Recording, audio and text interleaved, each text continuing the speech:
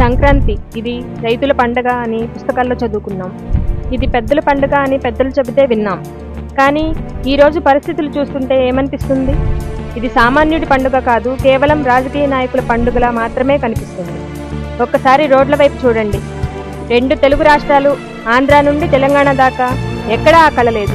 సంక్రాంతి అంటేనే కొత్త బట్టల సందడి, పిండి వంటల గుమగుమలు, వ్యాపారాల జోరు. కానీ ఇప్పుడు నిశ్శబ్దం, భయంకరమైన నిశ్శబ్దం. చేతిలో చిల్లి గవ్వలేదు. ప్రభుత్వ పథకాలు వస్తాయని, అకౌంట్లలో డబ్బులు పడతాయని ఆశగా ఎదురు చూసిన కళ్లకు మిగిలింది నిరాశే. అటు చూస్తే స్కీములు రాక, ఇటు చూస్తే పండించిన పంటకు ధర రాక సామాన్యుడు చస్తూ బతుకుతున్నాడు. వ్యాపారం లేక బడ్డీ కొట్టువాడు ఏడుస్తున్నాడు. బోనస్ రాక ఉద్యోగి కుమిలిపోతున్నాడు.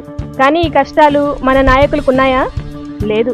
వాళ్ల ఇళ్లలో మాత్రం సంక్రాంతి వైభవంగా ఉంది. పందాలు వాళ్లవి, పందెం కోళ్లు వాళ్లవే, ఎగరేసే గాలిపటాలు వాళ్లవే, చివరికి మన జేబులు కొల్లగొట్టే డబ్బు కూడా వాళ్లదే. ప్రజల దగ్గర పండుగ చేసుకుందామంటే రూపాయి లేదు. కానీ నాయకులు మాత్రం కోట్ల రూపాయలు వెదజల్లుతూ ఎంజాయ్ చేస్తున్నారు. పాలకులారా, ఇదేనా మీరు తెచ్చిన మార్పు? ఊరు వాడ వెలవెలబోతున్నాయి. పండుగ పూట కూడా పస్తులు ఉండే పరిస్థితి తెచ్చారు.